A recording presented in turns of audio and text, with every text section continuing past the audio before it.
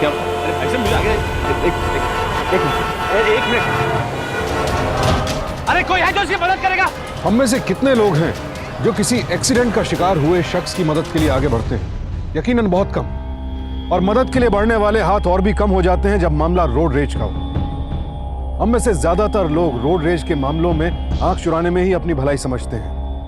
दिल्ली में सन 2012 में हुए रोड रेज केसेस में तकरीबन 1 दर्जन लोगों ने अपनी जान गंवाई।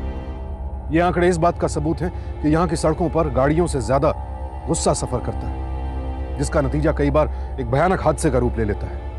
कभी कभी एक भला आदमी बेमौत मारा जाता है। लेकिन रोड रेज के ऐसे ही पीड़ितों के लिए अरविंद गुप्ता जैसे लोग मसीहा साबित होते हैं, जो हमेशा दूसरों की मदद के लिए तैयार रहते हैं। अपराध रहित दिल्ली दूर नहीं कि हमारी मुहिम अरविंद जैसे लोगों से ही मुकम्मल होती है। आज जो कहानी हम आपके सामने लेकर आए हैं वो अरविंद से जुड़ी है। वो अरविंद जो हमेशा दूसरों की मदद करता रहा, आखिर तक मदद के लिए तरसता रहा। अच्छा, तो आयु अपने फ्रेंड्स को मिस करे।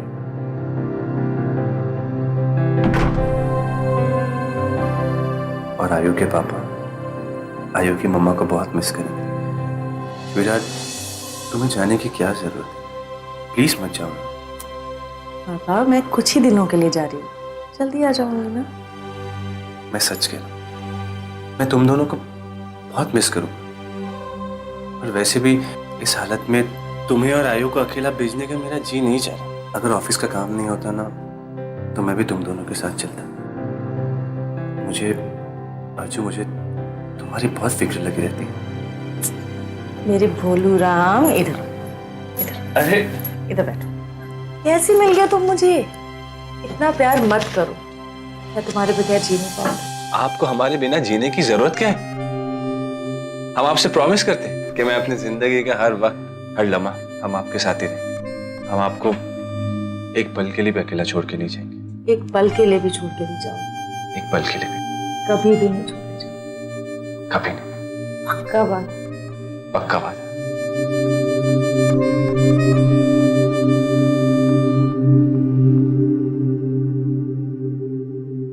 बेटा मेरे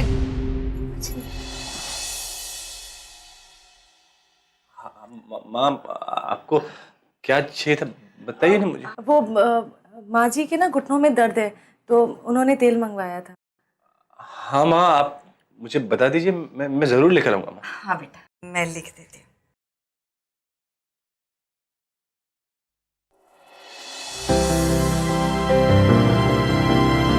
अजू कहाँ पहुंची? अरविंद, अभी तो थोड़ी देर पहले मैंने कहा ना कि 2 घंटे में पहुंच जाऊंगी। अच्छा सुनो ना, मुझे तुम्हें वहाँ छोड़ के आने में गिल्टी फील हो रहा है। आज मैं तुम्हें फोन करके इतना इरिटेट करूंगा कि अगली बार तुम मुझे कभी छोड़ के जाओगी नहीं। Very fun. अच्छा कहाँ हो तुम? खान मार्केट, माँ की दवाइयाँ लेनी थी ना। अच्छा सुनो ना अच्चू, तुम्हें ना प्लीज इस हालत में ना ट्रैवल मत करो। देखो, तुम रास्ते पे रुककर कहीं ब्रेक ले लो। ओके बाबा, मैं ब्रेक ले लूंगी और घर पहुंच के तुम्हें कॉल भी करूंगी। शाम का कुछ नाश्ता कर लेना, भूखे मत रहना। अच्छा सुनो ना, माँ का फोन आ रहा है सेकंड लाइन पे, मैं तुम्हें थोड़ी देर में फोन करता हूँ। ठीक है, कर लो। हेलो माँ, मैंने आपकी दवाएं ले ली माँ। बेटा मेरी वजह से तुम्हें खामखा तकलीफ होगी। अच्छा बताओ, तुमने खाना खाया? भूख तो बहुत लगी है, मैं ऑफिस में जाके खाना खा लूंगा, आप चिंता मत कीजिए। बेटा मेरी चक्कर में तेरी तो परेड लग गई। मैं क्या इतना गया गुजरा हुआ माँ कि मेरी माँ को दवाइयों की जरूरत है और मैं दवाइयाँ ला के दूँ? जीते रहो बेटा। माँ प्लीज पापा को फोन देंगी? हाँ हाँ देती हूँ। लो अरविंद। हाँ बेटा बोलो। हमारी जो पुरानी डायरी है ना पापा, उसमें एम करके हमारे एक बहुत पुराने क्लाइंट है, मेहता एसोसिएट करके। उनका नंबर मुझसे मिसप्लेस हो गया पापा, अगर आप मुझे प्लीज वो दे देंगे तो। 1 मिनट बेटा होल्ड करना, मैं ढूंढ के देता हूँ। जी जी। हाँ बेटा।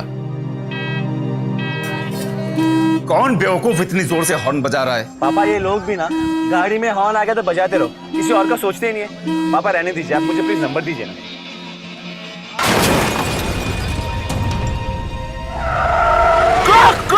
अरविंद, क्या हुआ? लगता है कुछ गड़बड़ हुई है। जरा पूछो ना क्या हुआ। अरे वो फोन पर हो तब पूछू ना। ओ मिस्टर, क्या प्रॉब्लम है आपकी? आगे मैडम रुकी हुई है, गाड़ी में मैं बैठा हुआ हूँ, पीछे इतने सारे लोग हैं। तुम अपनी गाड़ी में बैठ नहीं सकते शांति से? Dude, don't try to teach me, okay? मेरा कितना नुकसान हो गया पता है? मैं आपसे प्यार और इज्जत से बात कर रहा हूँ, आप भी मुझसे प्यार और इज्जत से बात कीजिए। Don't know हुआ है राइट? मेरे गाड़ी पर डेंट आया, डेंट समझा तू? चला जाए यहाँ से। रोक इधर ही, अपने आप को समझ सके। अभी पुलिस को बुलाता हूँ। जा रोक, बोला रोक। अरविंद, अरे अरविंद बेटा तू ठीक तो है ना? क्या हुआ? लगता है फोन कट गया। अरे वापस लगाओ ना, देखो ना क्या हुआ। बेल जा रही है। ऐसे कैसे वो? ये अरविंद फोन क्यों नहीं उठा रहा? आखिर क्या हो गया? ऐसा भी क्या हुआ होगा कि वो फोन नहीं उठा रहा है? भगवान करे सब कुछ सही हो।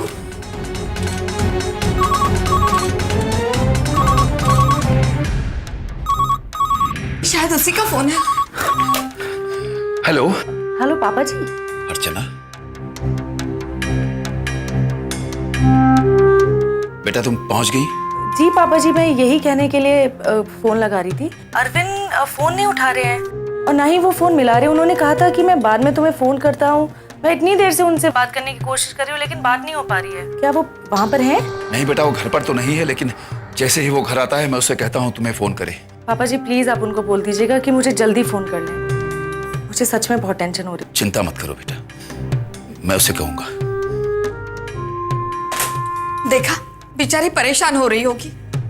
ये अरविंद भी ना, ऐसी गैर जिम्मेदार हरकत तो अरविंद ने पहले कभी नहीं की। पता नहीं इसे क्या हो गया अभी। रिंग पे रिंग जा रही है। पता नहीं आप कौन सा नंबर डायल कर रहे हो, मैं करती हूँ। देखो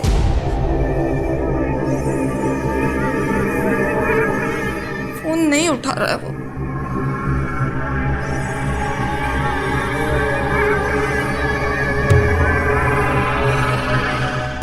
उठा नहीं रहा है वो।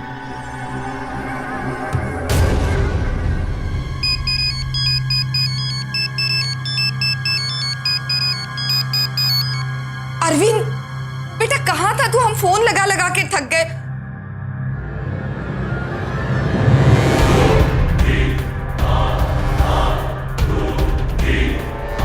कहाँ है वो?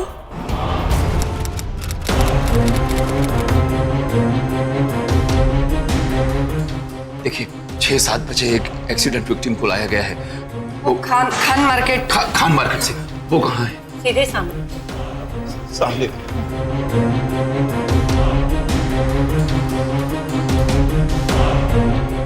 ट्रॉमा सेंटर वहाँ है। आप मिस्टर और मिसेस गुप्ता हैं? अरविंद गुप्ता हमारा ही बेटा है।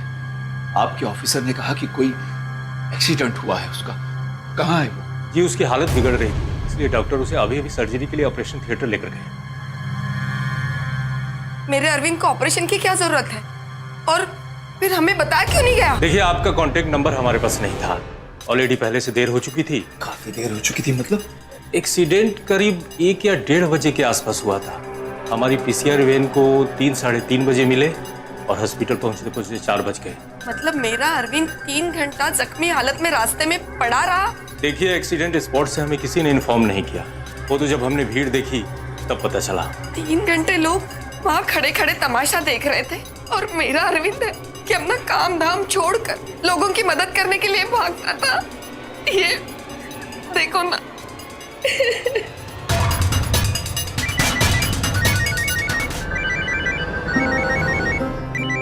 अर्चना का फोन है, क्या कहूँ इससे? मुझे दे तो मैं बात करती हूँ। हेलो पापा। हेलो बेटा, मैं मम्मा बोल रही हूँ। अरविंद घर आए क्या? मैं कब से उनके फोन का इंतजार कर रही हूँ, वो फोन ही नहीं उठा रहे हैं। मुझे बहुत डर लग रहा है माँ। कुछ हुआ है क्या? अरविंद का छोटा सा एक्सीडेंट हुआ है और वो। एक्सीडेंट?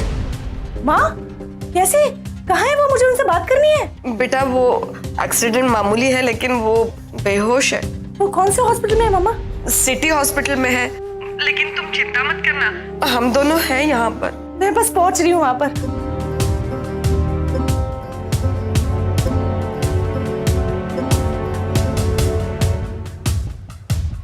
डॉक्टर साहब, हमारा अरविंद कैसा है? आपके बेटे को बहुत बार कुचला गया है। गाड़ी के कुचलने से उसके दिल को मैसिव डैमेज हुआ है।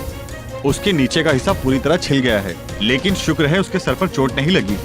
लेकिन डॉक्टर साहब वो ठीक तो हो जाएगा ना? जल्दी चलिए, the patient is sinking. Police की माने तो अरविंद का एक्सीडेंट दोपहर को हुआ था, लेकिन इसके बावजूद अरविंद को देर शाम अस्पताल लाया गया।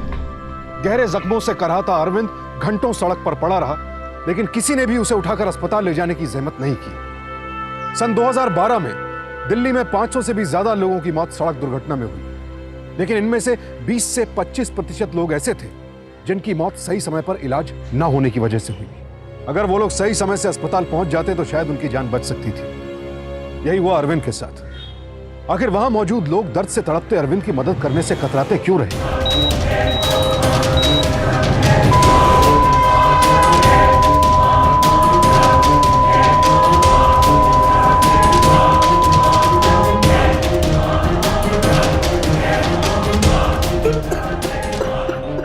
ये आप क्यों रो रहे हो? बताइए ना डॉक्टर, मेरा बेटा ठीक हो गया? ये आप बताइए ना, मेरी समझ में कुछ नहीं आ रहा है। ये अरे मुझे कोई क्यों बताता नहीं है? बताओ ना आप। बेटा तुम्हारे पापा मुझे खामखा डरा रहे हैं। अपनी मामा को परेशान मत करो ना, आंखें खोलो ना बेटा। ये क्या कर रहे हो आप? ये क्यों निकाल रहे हो? ये देखो ना, ये अरविंद।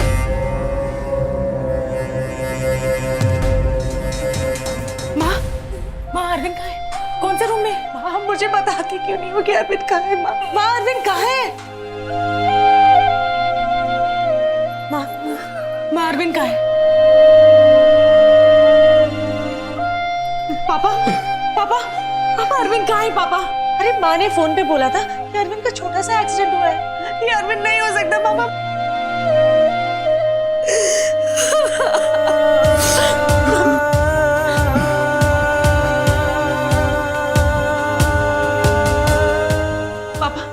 पापा आप ये क्या कर रहे हैं? मुझे अरविंद के पास जाना है। अरविंद कहाँ है? बेटा ये अरविंद है हमारा बेटा। मेरा अरविंद नहीं हो सकता।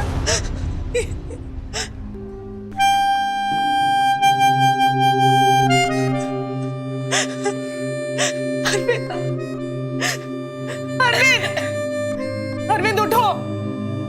अरविंद मुझसे बात करो।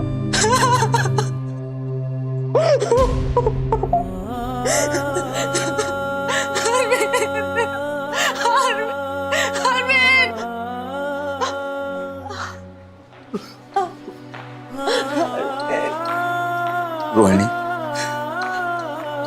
अर्चना को घर ले जाओ।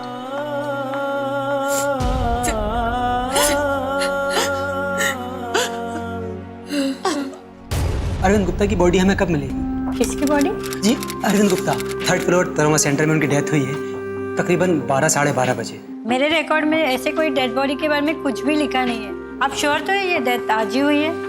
हमारी फैमिली में डेथ हुई कुछ घंटों पहले, और आप कह रही हैं मुझे पता नहीं है डेथ हुई है या नहीं। क्या हुआ निहाल? कहती है इनके पास कोई बॉडी या डेथ का रिकॉर्ड नहीं है। कोई रिकॉर्ड नहीं है आपके पास? मेरे जवान बेटे की मौत इस हॉस्पिटल में मेरी आंखों के सामने हुई है, और आप लोग कहते हैं कि यहाँ पे कोई डेड बॉडी नहीं है। अरे इतनी तो इंसानियत रखिए कि कम से कम एक बूढ़े बाप को अपने जवान बेटे की लाश लेने के लिए मिन्नतें ना करनी पड़े आप लोगों के सामने। आपके बेटे की बॉडी ये बिल्डिंग में नहीं है। इस बिल्डिंग में नहीं तो फिर कहाँ है? पोस्टमार्टम के लिए दूसरी बिल्डिंग में लेकर गए, नेचुरल डेथ नहीं था। मुझसे पूछे बगैर मेरे बेटे की लाश को कैसे ले जा सकते हैं पोस्टमार्टम के लिए?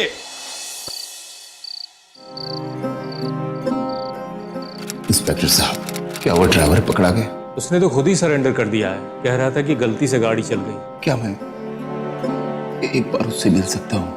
हवलदार, उस ड्राइवर को लेकर आओ।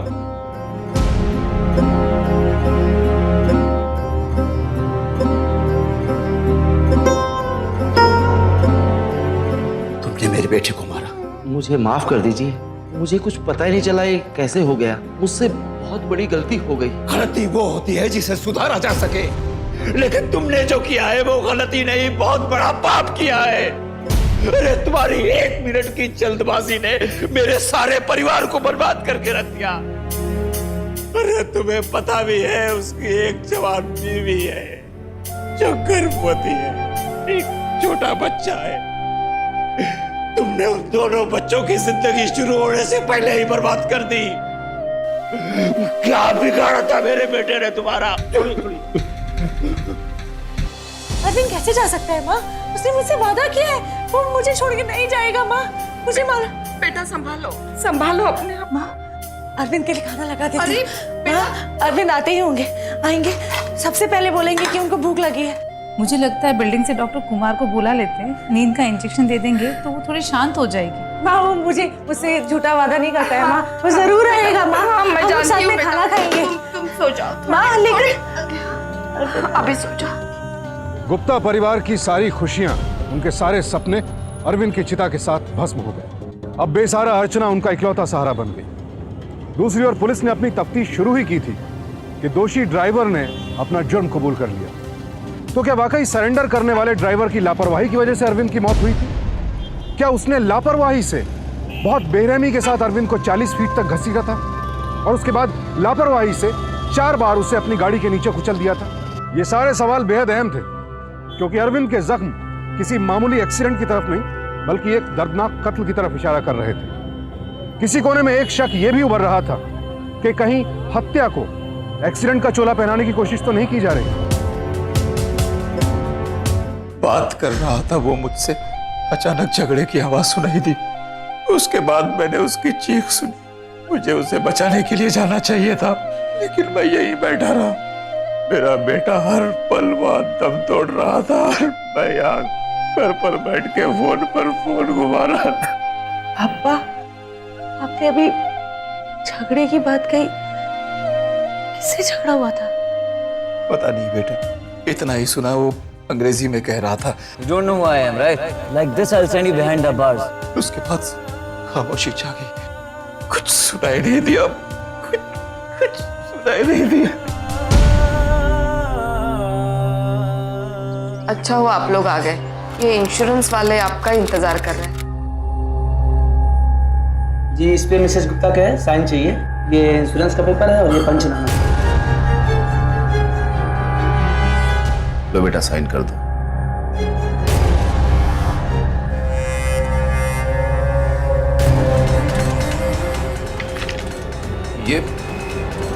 ये गलत है। ये अरविंद का पंचनामा हो ही नहीं सकता। इंस्पेक्टर साहब, आपकी इस एफआईआर रिपोर्ट के हिसाब से अरविंद रोड क्रॉस कर रहा था। उसकी मौत एक हिट एंड रन केस है। कोई गाड़ी पीछे से आके उसे टकराती है और वो फुटपाथ पे जाके गिरा, उसके सर पे चोट लग गई और उसकी मौत हो गई। इंसान अगर एक बार झूठ बोलता है तो भी वो सोच समझ कर बोलता है, और आप अपने करप्ट प्रैक्टिसेस में इतना ज्यादा गिर चुके हैं कि आपको किसी की मौत का फर्क ही नहीं पड़ता। क्यों कर रहे हैं ये सब?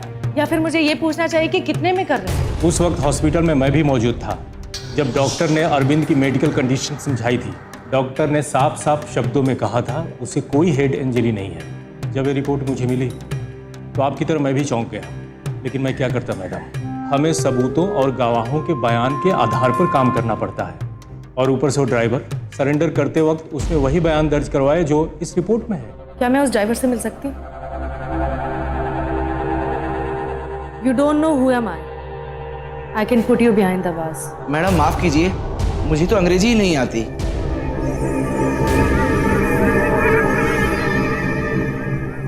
एक बार इस विधवा की आंखों में आंखें डालकर बात करो, जिसके पति को तुमने मारा। मुझे माफ कर दीजिए, मैं उन्हें कभी मारना नहीं चाहता था। वो तो मेरी गाड़ी के सामने आ गए और मुझसे गलती से टकरा गए। लेकिन मेरे पति का एक्सीडेंट नहीं हुआ था, उनको तुमने मारा है, उनका कत्ल किया है। आप लोग चले जाइए यहाँ से, मुझे किसी से कोई बात नहीं करनी।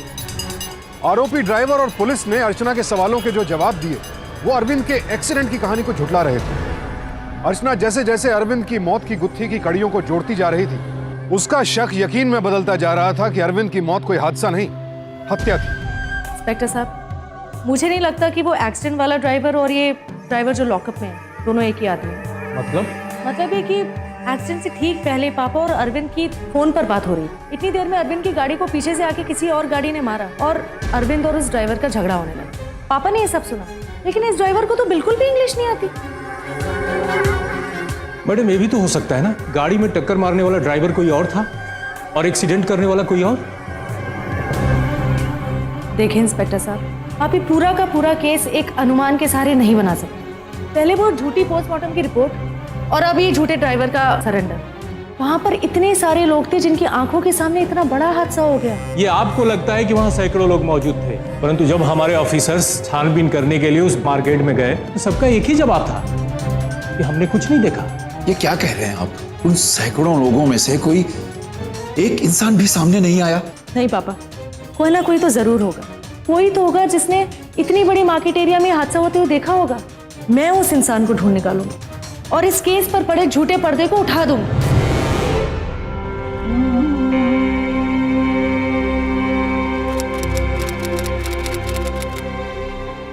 तुम तो इस केस के चक्कर में अपना खाना पीना ही भूल गई। बेटा तुम्हें 7वां महीना चल रहा है, अपनी तबीयत का तो ख्याल करो।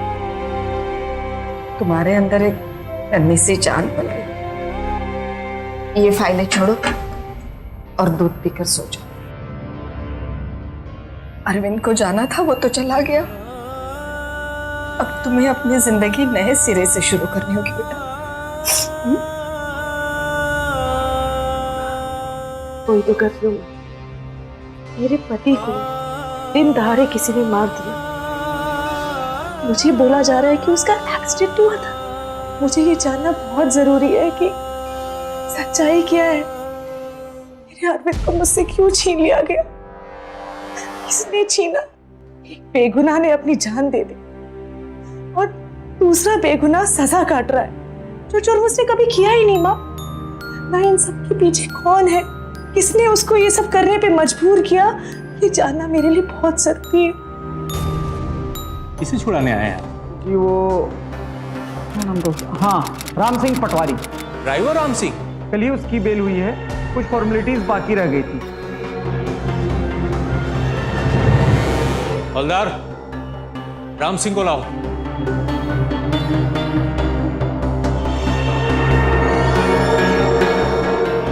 Thank you.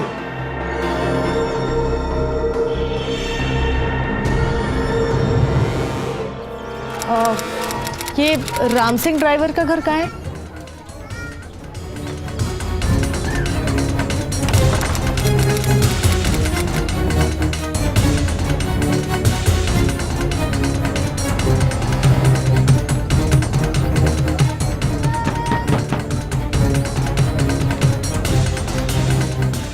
किससे मिलना है आपको? मैं अरविंद गुप्ता की विधवा हूँ। मेम साहब आइए ना, बैठिए मेम साहब। मेम साहब, मेरे पति को माफ कर दो, उनसे गलती हो गई। गलती हो गई? बहुत दिनों से यही बात सुन रही हूँ, पर यहाँ पर आके लग नहीं रहा है कि किसी से कोई भी गलती हुई। ऐसा लग रहा है जिसने जो भी किया सब जानबूझ के किया। और ये लैपटॉप, ये तो आपकी पति की इनकम से बाहर है। लगता है ये बख्शीश में मिला होगा। ये क्या कह रही हैं आप? ये सब मेरे पति की मौत के बाद ही आया होगा ना। मेरे पति की जिंदगी की अच्छी कीमत लगाई है तुम्हारे पति ने।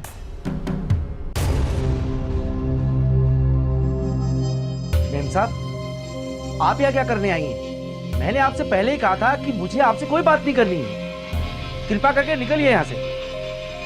चलिए। देखो, मैं जानती हूँ कि ये जुर्म तुमने नहीं किया। हम दोनों अच्छी तरीके से जानते हैं कि मेरे पति का एक्सीडेंट नहीं हुआ था, उनका कत्ल हुआ था। और ये बात मैं कोर्ट में साबित करके रहूंगी, गुनहगार को उसकी सजा दिला कर रहूंगी।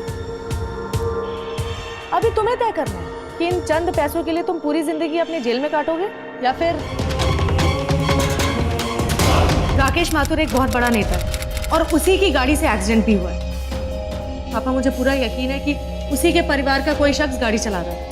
आप उनके परिवार से दोबारा पूछताछ कीजिए ना, हो सकता है कि कुछ पता चल जाए। देखिए, वो बड़े लोग हैं, बार बार छानबीन के बलबूते उन्हें इंटेरोगेट नहीं कर सकते। वैसे वो अपना स्टेटमेंट हमें दे चुके हैं, जिसके मुताबिक उनका परिवार उस दिन शहर में नहीं था, गाड़ी ड्राइवर के हवाले थी। पूछताछ करने की बहुत कोशिश की और सच बताने के लिए तैयार नहीं है। वो सच नहीं बोले, लेकिन कोई और जरूर है जिसे सच बोलने पर मजबूर किया जा सकता है।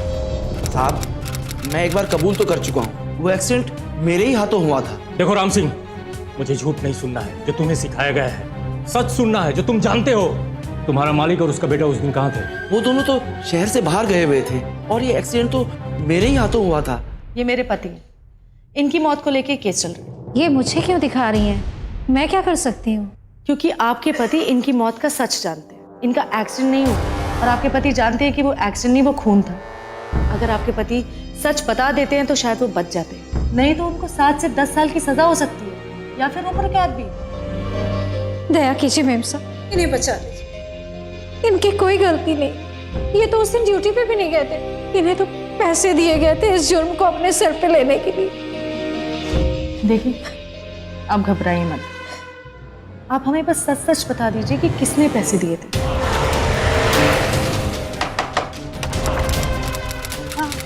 हाँ जी, कहिए। ये हम आपके बेटे को अरेस्ट करने आए। ये वो तो घर पे नहीं है। चलो। अरे अरे, आप क्या कर रहे हैं? बिना परमिशन के आप किसी के घर में नहीं घुस सकते। ये खिलाफ सर्च वारंट है हमारे पास। जाओ देखो उसको, कहीं कहीं छुपा हुआ कहीं वो। पुलिस आई है, बोलती है बंटी को अरेस्ट करना है। आप कुछ कीजिए ना। चल बाहर से। अरे आप, आपका बेटा हमें मिल गया है, ये बात भी बता दो मिस्टर माथुर को। अरे आप ऐसे मेरे बेटे को लेकर नहीं जा सकते। सर, आप बेकार में अपना वक्त जाया कर रहे हैं। आप शायद जानते नहीं है मैं किसका बेटा हूँ। मेरे डैड का नाम ही काफी अच्छे अच्छे को लाइन पिलाने के लिए। बिल्कुल, यही कहा था ना तूने अरविंद को मारने से पहले। तुम्हारी हिम्मत कैसे हुई मेरे बेटे को अरेस्ट करने की? मैंने एक बार कह दिया था ना कि एक्सीडेंट के रोज श्रॉन शहर में मौजूद नहीं था, फिर क्यों उसके पीछे पड़े हुए? ड्राइवर ने कह दिया, पोस्टमार्टम की रिपोर्ट तक ने यह लिख दिया कि यह हिट एंड रन का केस है। एक सेकंड माथुर साहब, आपको कैसे पता कि पोस्टमार्टम रिपोर्ट में क्या लिखा है? रिपोर्ट तो आपको दी नहीं गई। कहते हैं ना कि झूठ को बार बार और जोर से कहा जाए तो झूठ भी सच से ज्यादा जोर पकड़ लेता है। देखिए इंस्पेक्टर, अगर आपने मेरे बेटे पे उंगली उठाने की कोशिश की ना तो मैं शहर का बड़ा से बड़ा वकील खड़ा कर दूंगा। ये है रोहन माथुर के बेल के पेपर, उन्हें बुलाइए। हवलदार, लाओ रोहन को। राकेश माथुर ने जो कहा वो सुनने में कड़वा जरूर लगता है, लेकिन है बिल्कुल सच। किसी भी केस का दारोमदार ठोस सबूतों और गवाहों पर होता है। अगर आप किसी जुर्म के चश्मदीद गवाह हैं तो आपका फर्ज बनता है कि आप आगे आकर बयान दें, वरना आपकी चुप्पी उन गुनहगारों की आजादी का कारण बन सकती है जिनकी असली जगह जेल की सलाखों के पीछे है। उस दिन रोहन माथुर ने इतनी बेरहमी से अरविंद गुप्ता को अपनी गाड़ी से घसीटा कि उसकी मौत हो गई। सैकड़ों लोग इस भयानक हादसे के चश्मदीद गवाह थे, लेकिन कोई भी बयान देने आगे नहीं आया। अब इस केस का फैसला चश्मदीद गवाहों पर निर्भर था और अर्चना ने ठान लिया था कि वो हर कीमत पर इस केस को उसके सही अंजाम तक पहुंचा कर रही है। सुनिए, यहाँ पर उस दिन एक एक्सीडेंट हुआ था ना? एक्सीडेंट? और किसी की जान भी गई थी। वो टीवी वाले भी आए थे, देखा था। देखा था मतलब? अरे टीवी पर देखा था। अरे लेकिन कम से कम आप यहाँ पर होंगे, आपने कुछ ना कुछ तो देखा होगा ना उस दिन क्या हुआ? कैसे देखेंगे मैडम, धंधे का टाइम, शॉप छोड़कर थोड़ी ना एक्सीडेंट देखने जाएंगे। टाइम मत वेस्ट कीजिए, जाइए यहाँ से। सुनिए भाई साहब, वहाँ पर उस दिन एक एक्सीडेंट हुआ था, आप कुछ बता सकते हैं? कुछ देखा आपने? मैंने कुछ नहीं देखा मैडम। अरे लेकिन आप कुछ सुनिए भाई साहब, उस दिन वहाँ पर एक एक्सीडेंट हुआ था, आप कुछ बता सकते हैं? आपने कुछ देखा? नहीं मैडम, हमें कुछ नहीं पता। अरे लेकिन कुछ तो देखा होगा। मैडम, यहाँ तो रोज एक्सीडेंट होते रहते हैं, किस चीज को याद रखूंगा। 1 महीना पहले यहाँ पर एक एक्सीडेंट हुआ था, उसके बारे में कुछ मालूम है आप लोगों को? कुछ बता सकते हैं? अरे अंकल जी, आज सुबह में मैं क्या खाया वो नहीं मालूम है, तो ये 1 महीने पहले एक्सीडेंट हुआ, कैसे मालूम होगा जी? सुनिए, अरे आप फिर आ गई। इतना बड़ा एक्सीडेंट हो गया आपकी दुकान के सामने, आपने तब भी कुछ नहीं देखा? अरे वो पार्किंग लॉट यहाँ से बिल्कुल सीधा सीधा दिखाई पड़ता है, लेकिन तब भी आप कह रहे हैं कि आपने कुछ नहीं देखा। मेरे धंधे का टाइम है, मुझे और भी काम है।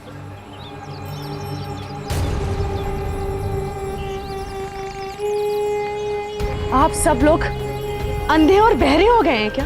अरे एक आदमी ने चीख चीख के अपना दम तोड़ दिया, लेकिन किसी ने कुछ नहीं देखा। देखा तो क्या, अपना धंधा, टीवी, कैमरा, शॉपिंग लिस्ट, लेकिन किसी ने एक बेचारे मरते हुए इंसान को नहीं देखा।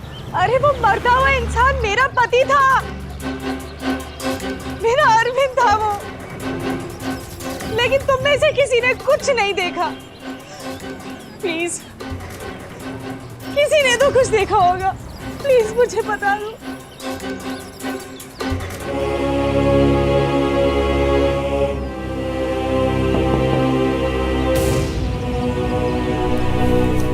सर आपके 20 रुपये हुए। अब भैया जी, इस पार्किंग लॉट में कुछ रोज पहले एक एक्सीडेंट हुआ था, क्या उस रोज भी आप यहाँ पर थे? वो सब तो मेरे सामने ही हुआ था सर। इतने साल से पार्किंग की नौकरी कर रहा हूँ, लेकिन ऐसा नज़ारा कभी नहीं देखा। वो साहब तो बड़ा ही भला मानुस थे वो, लेकिन एक अमीरजादे ने पीछे से गाड़ी ठोक दी। गलती उसकी थी, फिर भी वो साहब ने बड़े ही इज्जत से पूछा, लेकिन वो तो एकदम उल्टा ही धौंस जमाने लग गया था।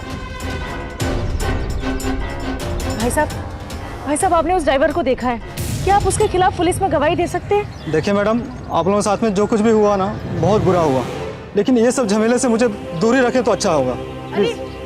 अरे भाई साहब मेरी बात सुनिए। ये सब आपके लिए झमेला होगा, और मेरे लिए वो मेरी जिंदगी है। उसको सैकड़ों लोगों के सामने मार दिया गया। इतना सब कुछ होने के बाद भी आप कैसे चुप रह सकते हैं भाई साहब? हमारी मदद कीजिए प्लीज। मुझे माफ कीजिए मैडम, प्लीज।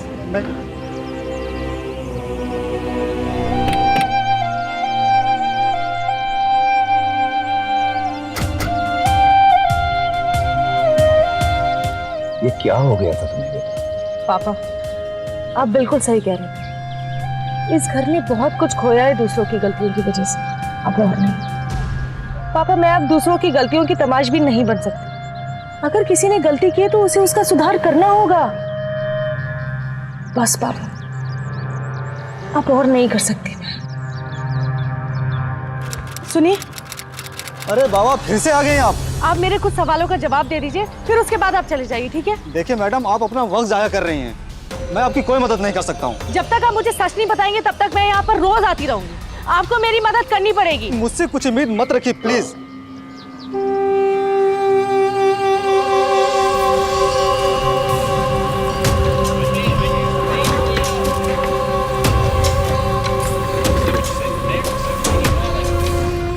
ये लीजिए, पीजिए पीजिए। अब बताइए क्या हुआ था? मैडम आप समझते क्यों नहीं हैं? मैं आपकी कोई मदद नहीं कर सकता हूँ। मैं बीवी बच्चे वाला आदमी मैडम। अगर मेरी जान को कुछ हो गया तो फिर मेरे घर परिवार वाले क्या करेंगे? मेरा भी परिवार है भैया, और एक पति था जो आपकी आंखों के सामने उस दिन मर गया यहाँ पर, लेकिन आप कुछ नहीं कर सकते। कैसी मजबूरी है आपकी? क्यों नहीं कुछ बता सकते? एक मिनट बंदो। उस दिन एक औरत थी, उसके गाड़ी का नंबर है DL14K8756। मैं जानती थी तुम आओगे। आप अब तक सामने क्यों नहीं आए? बहुत डर गई थी मैं उस हादसे के बाद। उस हादसे से जुड़े बुरे सपने मुझे आज तक परेशान करते हैं। तो आप अच्छी तरीके से जानती होगी कि मेरे ऊपर क्या बीत रही है। उन सपनों को मैं दिन रात जीती हूँ। मैं सिर्फ अंदाजा ही लगा सकती हूँ तुम्हारे दर्द का। सब कुछ इतना जल्दी हुआ कि मौका ही नहीं मिला कुछ समझने का। उस दिन मैं खान मार्केट गई थी अपनी बेटी के साथ।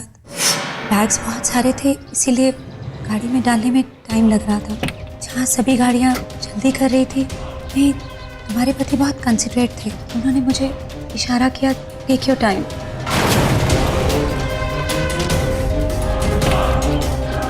मिस्टर, क्या प्रॉब्लम है आपकी? आगे मैडम रुकी हुई है, मैं अपनी गाड़ी में बैठा हुआ हूँ, पीछे इतने सारे लोग हैं। आपको किस बात की गाड़ी? Don't try to teach me, okay? मैं आपसे प्यार और इज्जत से बात कर रहा हूँ, आप भी मुझसे प्यार और इज्जत से बात कीजिए। You don't know me, ना? Who I am? Like this, I'll send you behind the bars. लोग किधर ही? अपने आप को समझ सके? अभी पुलिस को बुलाता हूँ। बुला, पुलिस बुला। बुलाता हूँ। बुला।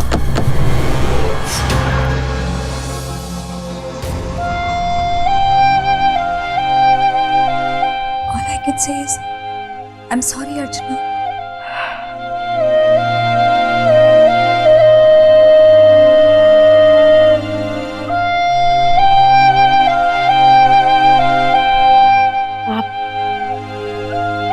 मेरे साथ पुलिस स्टेशन चलेंगी?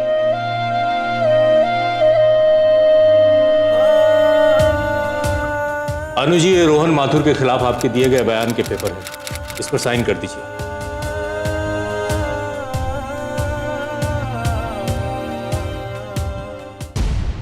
अब क्या लेने आओ यहाँ पर? तुम्हारे बेटे को।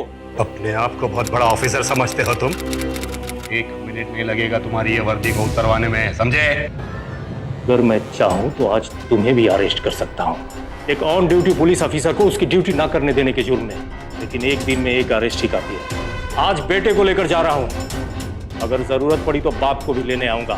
कैसा कबूत पाला है आपने। अगर बचपन में ही इसकी पहली गलती पर आपने इसे थप्पड़ मारा होता तो आज आपको ये दिन नहीं देखना पड़ता। दिल्ली में हुआ था यह हादसा, लेकिन यह कहीं भी किसी के भी साथ किसी भी शहर में हो सकता है। जुर्म से ज्यादा मायने रखती है उसके खिलाफ हमारी प्रतिक्रिया। किसी भी जुर्म या हादसे को लेकर हमारी पहली प्रतिक्रिया होती है कानून व्यवस्था को ताने देना। सरकार को कोसने से कुछ नहीं बदलेगा। अगर कोई घायल हमारी आंखों के सामने मदद की गुहार करते करते मर जाता है तो उसके लिए सरकार नहीं, हम खुद जिम्मेदार हैं। ज्यादातर लोग ऐसे मामलों में दूसरों की मदद करने से कतराते हैं, सिर्फ यह सोचकर कि कौन पड़ेगा पुलिस के चक्करों में। सरकार ने इस समस्या से लड़ने के लिए एक नई पहल की है, जिसके तहत आप किसी घायल को अस्पताल में भर्ती करवा सकते हैं या उसे सिर्फ वहां छोड़कर आ सकते हैं, अपनी पहचान गुप्त रखते हुए। आपसे ना कोई सवाल किया जाएगा, ना कोई बयान लिया जाएगा।